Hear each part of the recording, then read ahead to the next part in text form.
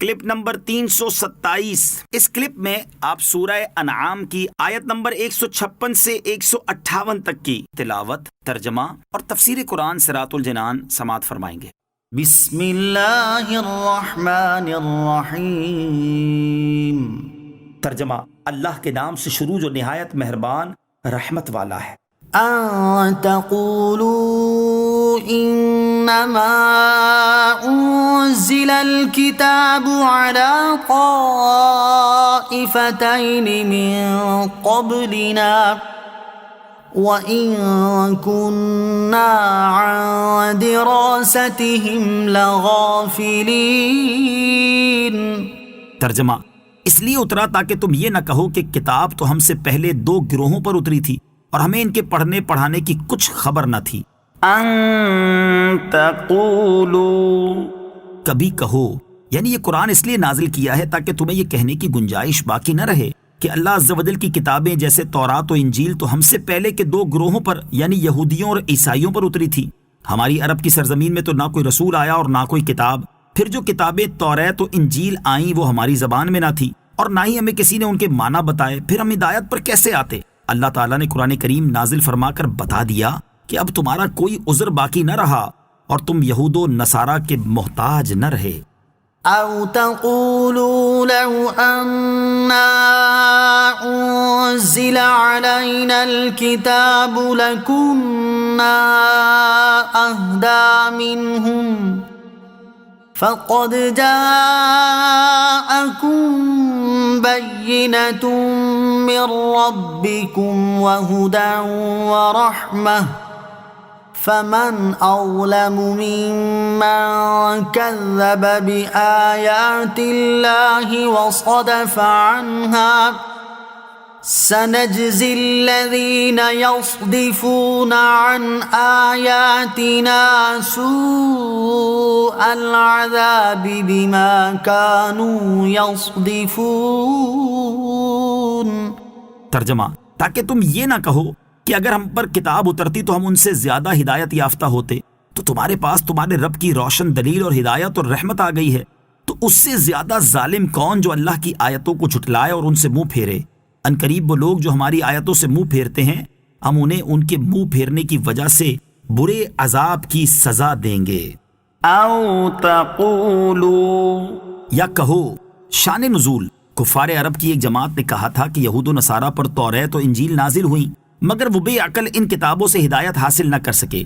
ہم ان کی طرح خفیف العقل اور نادان نہیں ہیں، ہماری عقلیں صحیح ہیں اور ہماری عقل و ذہانت اور فہم و فراست تو ایسی ہے کہ اگر ہم پر کتاب اترتی تو ہم ان سے زیادہ سیدھے راہ پر ہوتے۔ ان کے جواب میں یہ آیت کریمہ نازل ہوئی اور اس طرح ان کا یہ عذر بھی ختم فرما دیا گیا۔ صرف عقل پر بھروسہ نہیں کرنا چاہیے، اس سے معلوم ہوا کہ صرف اپنی عقل پر اعتماد نہ کرنا چاہیے بلکہ رب تعالیٰ کے فضل پر بھروسہ کرنا ضروری ہے، کیونکہ یہ شیخی مارنے والے بھی کافر ہی رہے، ایمان نہ لائے، اس لیے کہ انہوں نے عقل پر بھروسہ کیا۔ فمن اظلم ممن، تو اس سے زیادہ ظالم کون جو، یعنی جو نبی کے معجزات اور ان کی کتابوں کا انکار کرتا ہے وہ سب سے بڑا ظالم ہے، کیونکہ وہ اپنی جان پر ظلم کرتا ہے کہ اسے دائمی عذاب کا مستحق بناتا ہے۔ هل ينظرون إلا أن تأتيهم الملائكة أو يأتي ربك أو يأتي بعض آيات ربك يوم يأتي بعض آيات ربك لا ينفع نفسا إيمانها لم تكن آمنت من قبل أو كسبت في إيمانها خيرا قل انتظروا إنا منتظرون۔ ترجمہ، وہ صرف اسی چیز کا انتظار کر رہے ہیں کہ ان کے پاس فرشتے آ جائیں یا تمہارے رب کا عذاب آ جائے یا تمہارے رب کی کچھ نشانیاں آ جائیں۔ جس دن تیرے رب کی بعض نشانیاں آ جائیں گی اس دن کسی شخص کو اس کا ایمان قبول کرنا نفع نہ دے گا جو اس سے پہلے ایمان نہ لایا ہوگا یا جس نے اپنے ایمان میں کوئی بھلائی نہ حاصل کی ہوگی۔ تم فرما دو، تم بھی انتظار کرو اور ہم بھی منتظر ہیں۔ هل ينظرون کس کے انتظار میں ہیں؟ یعنی جب اللہ تعالیٰ کی وحدانیت اور رسول کریم صلی اللہ تعالیٰ علیہ وسلم کی رسالت پر دلائل قائم کر دیے گئے اور کفریہ اور گمراہ کن عقائد کا باطل ہونا بھی ظاہر کر دیا گیا، تو اب ایمان لانے میں کیا انتظار باقی ہے؟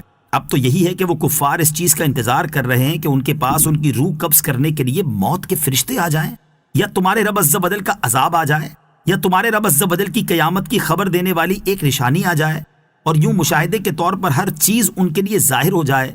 لیکن ان لوگوں کو یہ معلوم نہیں کہ جس دن غیب کے معاملات ظاہر ہو جائیں گے یا عذاب آنکھوں کے سامنے آ چکا ہوگا تو اس دن کافر کو ایمان لانا نفع نہ دے گا۔ جمہور مفسرین نے فرمایا کہ آیت میں جو فرمایا گیا کہ جس دن تیرے رب کی ایک نشانی آئے گی، اس نشانی سے مراد آفتاب کا مغرب سے طلوع ہونا ہے۔ چنانچہ بخاری اور مسلم کی حدیث میں ہے کہ قیامت قائم نہ ہوگی جب تک سورج مغرب سے طلوع نہ ہو، اور جب وہ مغرب سے طلوع ہوگا اور اسے لوگ دیکھیں گے تو سب ایمان لائیں گے، اور یہ ایمان نفع نہ دے گا۔ او کسبت فی ایمانها خیرا، یا جس نے اپنے ایمان میں کوئی بھلائی نہ حاصل کی ہوگی۔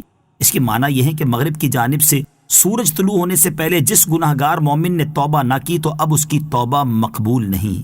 امام ضحاک رحمۃ اللہ تعالی علیہ فرماتے ہیں، اس نشانی کے ظاہر ہونے سے پہلے جو مومن نیک اعمال کرتا تھا، نشانی ظاہر ہونے کے بعد بھی اسی طرح اس کے نیک اعمال اللہ تعالیٰ قبول فرمائے گا۔ البتہ جب یہ نشانی ظاہر ہوئی تو اس وقت نہ کافر کا ایمان مقبول ہے نہ گناہ گار کی توبہ، کیونکہ یہ ایسی حالت ہے جس نے انہیں ایمان لانے اور گناہوں سے توبہ کرنے پر مجبور کر دیا۔